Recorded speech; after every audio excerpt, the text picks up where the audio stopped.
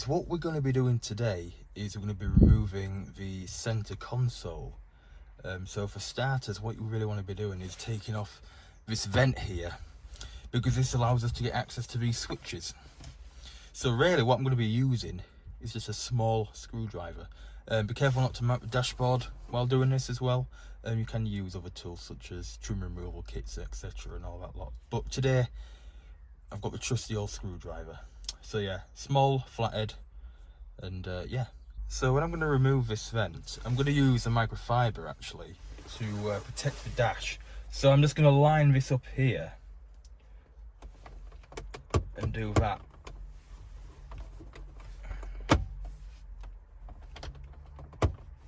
There we are. So that's one done. Now we need to go to the other side.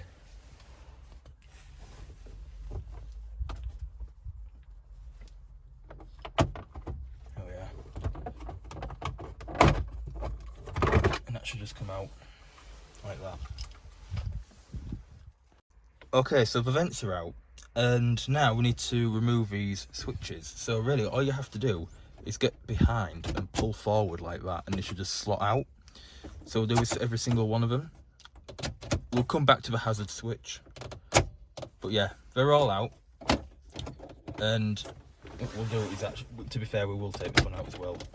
So they're all out now, and each connector has a different colour assigned to which button, to which switch, sorry, and that just distinguishes which one is for which.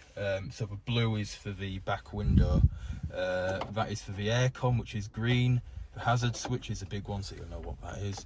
The front fog is white and the rear fog is black. Okay, so to get the actual switches off, you need to basically there's like a little tab that you have to push in here on the hazard switch, and you have to just press it in and pull. That came out quite nice actually, because some of them can be quite annoying. So yeah, for some reason these are a bit annoying to get off as of recent. Maybe it's because it's cold outside. The plastic's probably a lot harder. But yeah, I'm just going to do it this way. So get the screwdriver in the corner there, and it should just lift it out very slightly, and then get it in there, and then push up. Just want to be very careful with it though. You don't want to do it. You don't want to damage the plastic on the connector, because then it may become loose. So we'll do this for every single one. Just be very careful. Usually they just come out straight away, but for some reason today they've been awkward. Maybe it's because I'm filming, that's probably why. But, you know, it's just how it is. So yeah, we'll do this for every single one.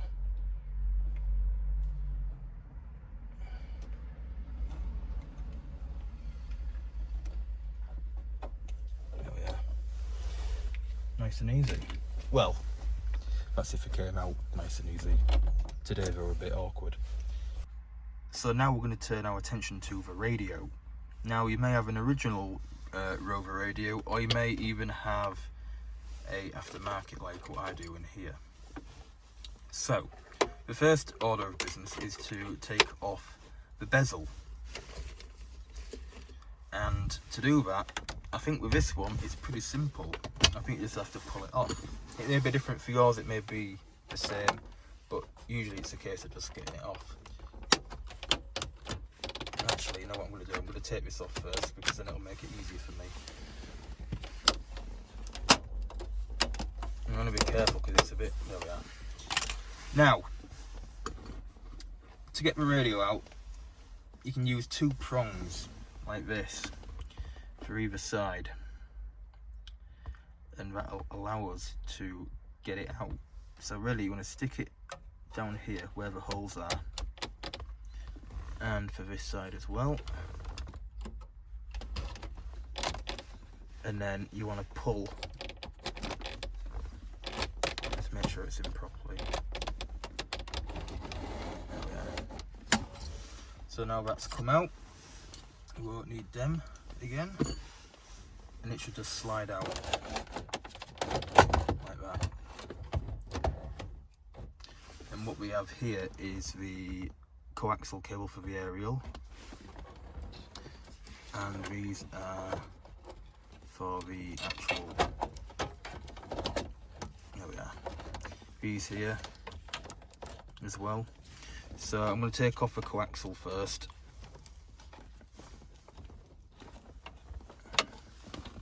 Everything feels so stiff today, I don't know what it is. Even I feel stiff today, as a matter of fact. Maybe it's because it's winter. So I've managed to get the radio out eventually. Righto, so now we need to take this little cover off. Now, this is an armrest in here, so it's not original. However, what we are doing is pretty much the same as taking off the actual cover, because when these came out, we just had a cover over the handbrake, not an armrest. But it's pretty much the identical thing. So there's like a little hole here. Now there will be on the cover as well, it's pretty much the same. And basically use a small screwdriver and there we are. Okay, so we've got two 7mm bolts that will be taken out now.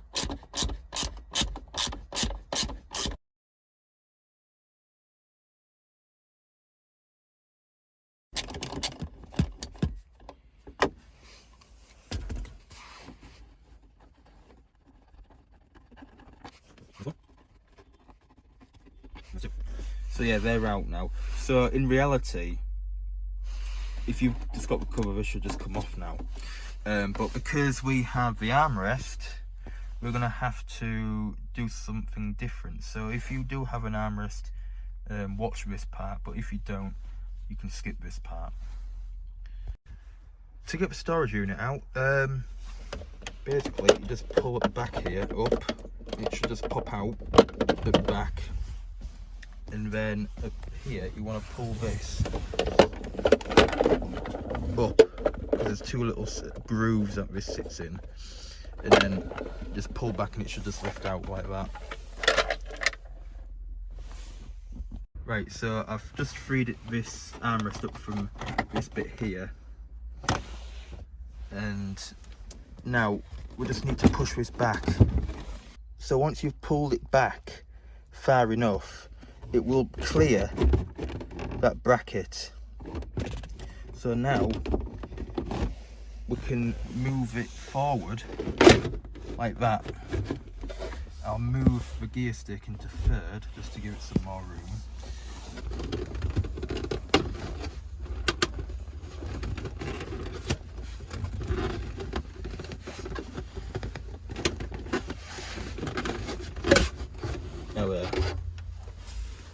Right, so I'm going to basically take off these switches now. So we've got a blue one and we've got a clear one. So the clear is for the passenger, the blue one's for the driver. And basically it's very similar to the other clips. You just have to press something in and it should just pop out like that. These ones are actually alright. They've not been awkward, which is nice. There we are. So we can just take that unit out as one and not have to remove the screws. The next step is to take the gear knob off. Now, because this is an early 25, you twist it. Now, for the later 25s, you have to basically yank it off. Pull this down. Luckily, I did replace this gaiter, so it's already off. But you meant to pull the gaiter down first until it's come off, and then you start twisting the gear knob until it comes off.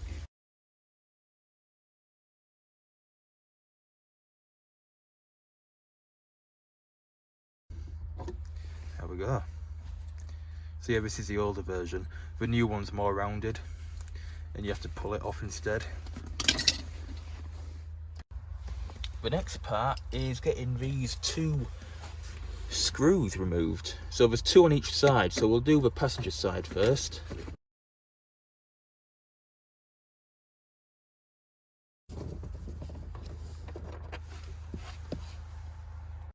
And the driver's side.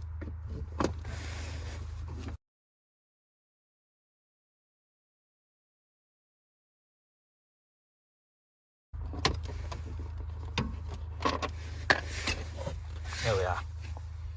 Before we take the centre console out, I'm just going to take out the ashtray. And with the Rover, it's full of bits. Surprisingly, no Rover's originals. Okay, so now everything is ready to be taken off. So to get this out, I'm just going to pull it forward, basically.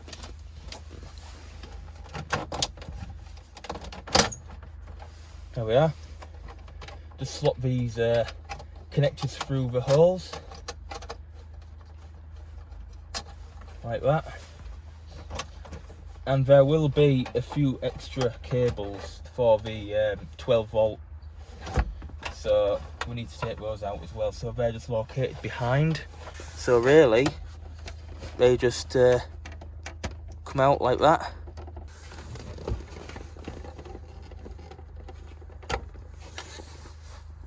Okay, so we should be ready to come out now. I'm gonna pull the handbrake up as far as I can, so we've got more room, and then we're gonna lift up like that. That's what I wanted. Here we are. So that's out now.